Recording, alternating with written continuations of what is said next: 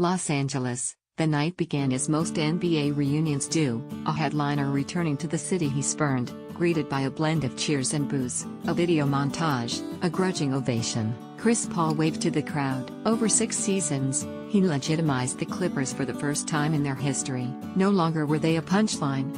They were a real franchise. For anybody under the age of 21, the Clips are the team of Chris Paul and Blake Griffin, not Danny Manning and Michael Olajuwon. Paul and Griffin were successful co-workers, not close friends. When Paul left for Houston, he called Griffin to share the news, but after that they drifted apart. Paul kept in better touch with other Clippers, including DeAndre Jordan and Wesley Johnson. Paul and Griffin were reacquainted Monday, and for the first 44 minutes, the summit was uneventful. Then, with 3:42 left in the fourth quarter, Johnson blocked a layup by Rockets guard Eric Gordon that probably should have been called goaltending. The Houston bench erupted, and as the Clippers ran back down court, Griffin bumped head coach Mike D'Antoni. On that same possession, Griffin drove against Paul and made a layup, drawing a foul in the process. The Rockets, already irate over the no-call goaltend and the bump, argued that the foul should have been on the floor. Paul appeared more upset with referee Michael Smith than he was with Griffin, but the two players also jawed back and forth.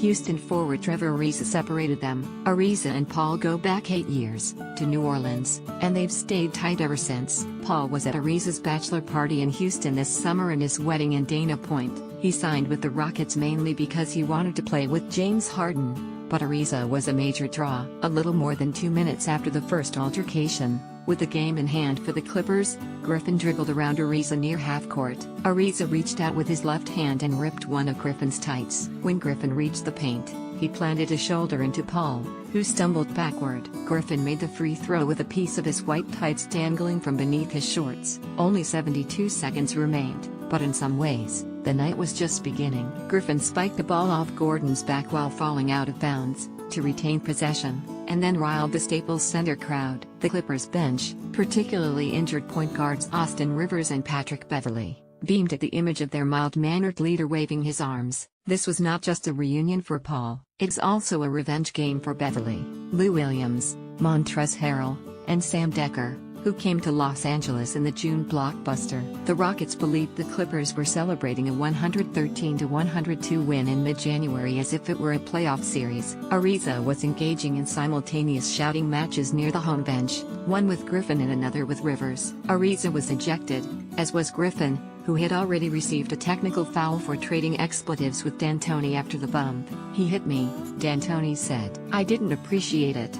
Griffin and Ariza left down opposite tunnels, to their respective locker rooms, Griffin tossing his jersey into the stands. Here's the play where Blake Griffin went right at D'Antoni on the way up the court, going out of bounds to bump him. D'Antoni complains about it immediately. pic.twitter.com/DWUserChulksm. Clutch fans, at Clutch Fans, January 16, 2018. A hallway runs between the Clippers' locker room and the visitors' locker room, where players from opposing teams often see each other and catch up. According to a Rockets source, Ariza was waiting on Griffin, and when the game ended he charged from the hallway into the Clips' locker room. When Rivers spotted Ariza near the entrance, according to the source, he said, "Let his B.A. come in."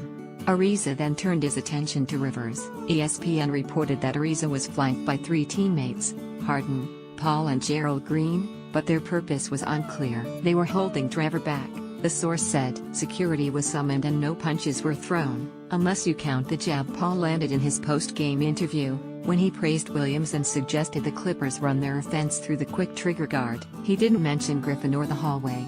Meanwhile, Beverley tweeted, "It's a different culture in LA, no more soft S here. We're honoring Martin Luther King Day," Clippers coach Doc Rivers said. "We're non-violent. Let's put it like this, our team was in our locker room. That's all I'll say. I'll let you do the rest of the investigation. I will say their entire team was not in their locker room.